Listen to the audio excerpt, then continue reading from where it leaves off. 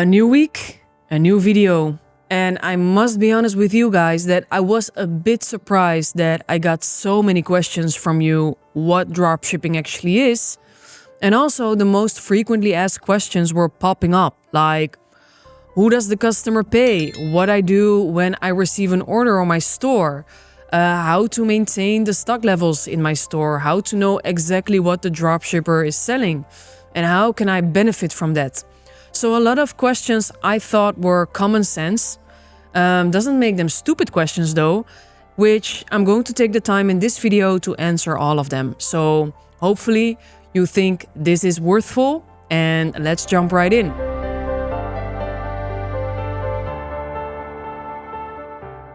So let's start with the most simple and basic question. What is dropshipping? Dropshipping means you can sell products which you don't have in inventory yourself. However, the inventory stands at the dropshipping supplier. Let's say the dropshipping supplier has a very big warehouse and sells all sorts of products. Now, you don't want to purchase them in high volume because maybe the product won't even sell, and that's a high risk. So instead, you will put the product on your store, you will start selling them, and only once you have a sale, you will send a message to the dropshipping supplier asking them to send the product to the customer. In this case, for both parties, it's a win-win because the dropshipping supplier can ask a higher purchase amount while you don't have to take the risk to purchase high-volume products. Now, once the products are popular and you know that they're actually selling, you can decide to go in collaboration with the particular dropshipping supplier and then in exchange for a discount, of course, purchase high volume products. The second question, how much money do I need to start a dropshipping business? Well, that depends entirely on you. I hear a lot of dropshipping gurus saying that you only need a few dollars, but in my case, I would say you need at least between 5,000 to 10,000 euros to start. Because I think you should first start with building a solid dropshipping store, which is of course future-proof, which needs to have a solid base. Then aside from that, you also need to invest in marketing. Even though I, of course, preach organic marketing strategies, you still need tools to get along with the organic marketing strategies. For example, you want to have a connection with a marketplace so that everything is automated, or maybe you want to hire a copywriter or want to purchase some AI tools that help you with copywriting. So in the end, you will need $5,000 up to $10,000 in order for you to start with your dropshipping business. Third question, what platform should I use to start my dropshipping store? Well, you know I'm a big fan of WooCommERCE, right? Well, it's not that popular for dropshipping businesses. The most popular platform is and will stay Shopify. Why?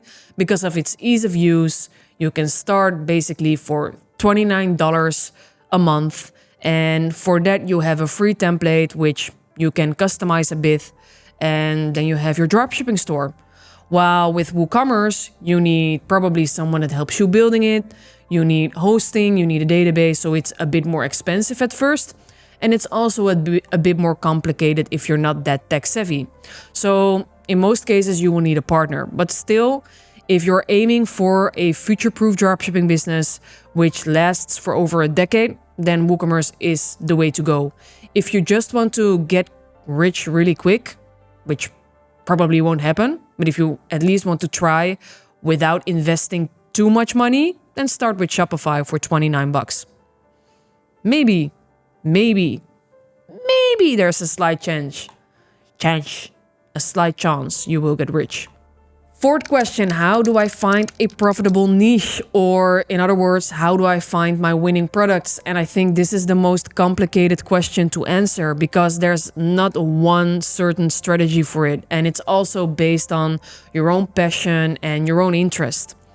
It's very hard to find a winning product, and you don't find a winning product by looking at your competitors because your competitors already have that product, maybe already have a market for it, already have an authority build up. So copying competitors is the worst thing you can do if you ask me. You need to look for something unique. You need to look for a different approach. And you need to look for something that's in your interest field. Because if you're selling something that you don't even like yourself, then how are you actually going to convince people to use it? So those are the 3 parameters I would take into account, and then use different kind of tools to find out which product has potential of becoming big in sales.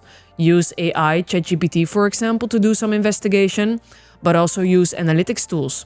And then see what happens. Test, test, test. Probably the first product you will sell will not be your winning product. You will need to have a lot of luck for that. Do I need a business license to start dropshipping? Well, a business license, in my experience, is just a business registration. In the Netherlands, we have the Chamber of Commerce, so you need a Chamber of Commerce number to be able to sell. And I think in all other European countries, it's similar. You will need to have a registered business in the business register, basically, of your country where you want to sell in. And depending on the tax rules and stuff, you will need a VAT number also. And depending on in which country you're selling, you need to charge VAT or not. So yeah, a business license is mandatory. Another question, where can I find reliable suppliers? Well, aside from finding a winning product, then the second step is, of course, finding reliable suppliers. And from my experience, it's very hard to find reliable suppliers located in China. My personal preference is to keep the supplier within Europe. Why? Because the delivery time is most of the time shorter, which is of course beneficial, and also the quality of products is higher. And probably the purchase price will also be a bit higher, so your margin will be less compared to a product in China. But in the end, we're building here a store that will last for at least a decade, and a decade is 10 years. So we need to sell quality and not shit. What products should I avoid dropshipping? I would say fragile products, which can easily break during transportation, because that will increase your return rate, of course. And also, mainly if you're, even though I do not advise that, decide to dropship from China, I would also avoid electronics, because we, of course, have mandatory regulations with regards to electronic products. And the last thing you want is selling a product that suddenly hits fire or something. So yeah, I would avoid those products. How do I deal with long-time shipping from China? Don't dropship from China. Avoid China at all costs. Try to find a dropshipping supplier within Europe or even within your own country. What should I do if a supplier runs out of stock? Run after it. No kidding.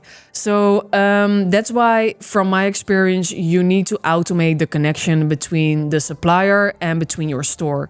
Because mainly if you want to sell multiple products, because of course you want to test which products have the best results and the best revenue, then you want to be absolutely certain that once you have a sale, that product is also in stock. And the only thing to do that is to automate the process between your store and between the supplier.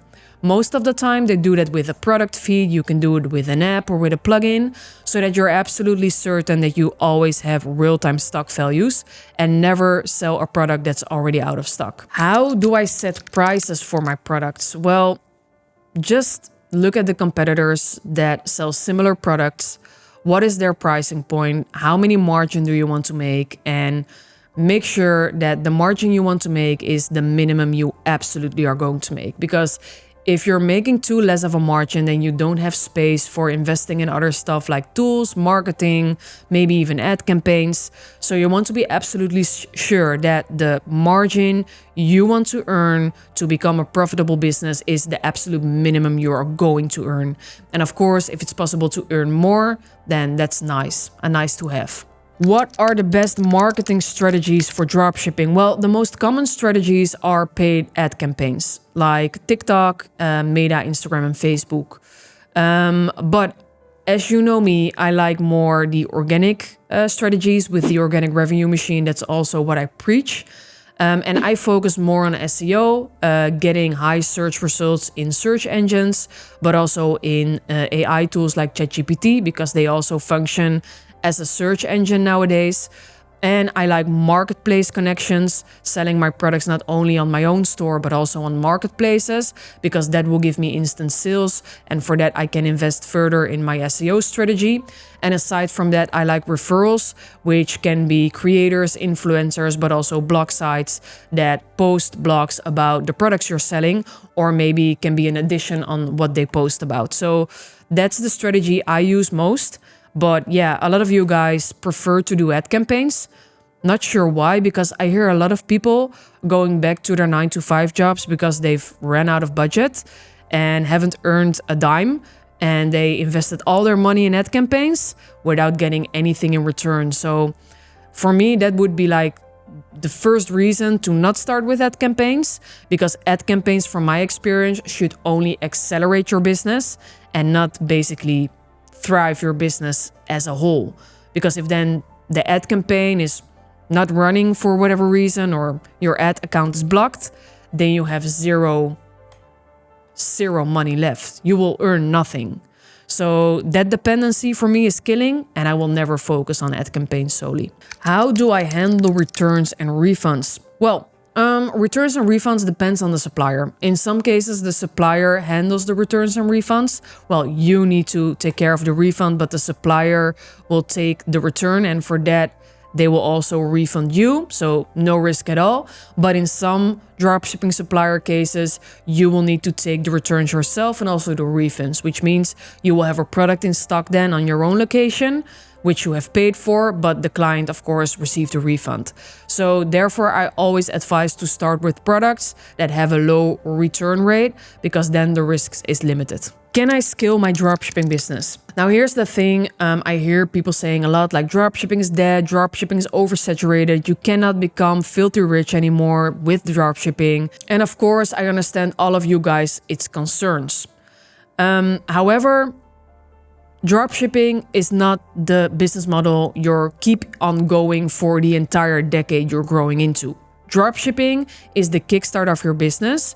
You don't have to invest at the beginning point in inventory, but once your dropshipping business grows and you learn more about which products sell, you can of course purchase a high volume of inventory of the most popular products. And based on that, eventually you will use dropshipping only as testing products, instead of that it's your like primary business model, because your primary business model has then turned into just an e-commerce store with own inventory. Maybe you want to become a marketplace yourself, or maybe you want to start an e-commerce brand yourself. So depending on how your business grows, you can do a lot in growing more into like a solid e-commerce business. Why is my store not getting sales? Well, probably because you're focusing on the wrong strategy. I'm sorry about that. How do I deal with customer complaints about shipping time? Again, consider only using dropshipping suppliers in Europe or in your own country, and avoid China at all costs. Do I have to pay taxes on my dropshipping business? Yes, of course you must pay taxes on your dropshipping business, depending what legal entity your dropshipping business is or in which country you are located. But in all cases, there are tax regulations in each country, so you need to follow, of course, the tax regulations of your country. Of course. How can I accept payments in my dropshipping store? Collaborate with payment gateways like PayPal, Stripe, Molly, Adyen, whatever payment provider you like, and accept online payments. How do I avoid getting scammed by suppliers? Well, not working with China. I'm sorry. I can't make it more beautiful than it already is, guys. Prevent working with Chinese dropshipping suppliers. Now, last but not least, who will the customer pay? The customer will pay you, and you will pay the dropshipping supplier. So once the customer has ordered a product in your store, he has done the payment, then you will order the product at the supplier, and the supplier will then send it to your customer from your name. So basically, customer pays you, you pay the supplier, and the supplier ships the product to the customer. If you guys have any more questions which I didn't answer right now in this particular video, don't worry, you can always hit me up on Instagram, Jessie_Riche, and there I can answer all your questions. If you like this video, please subscribe to my YouTube channel, hit a comment, follow me, and I see you then in the next video. Thanks for watching, guys.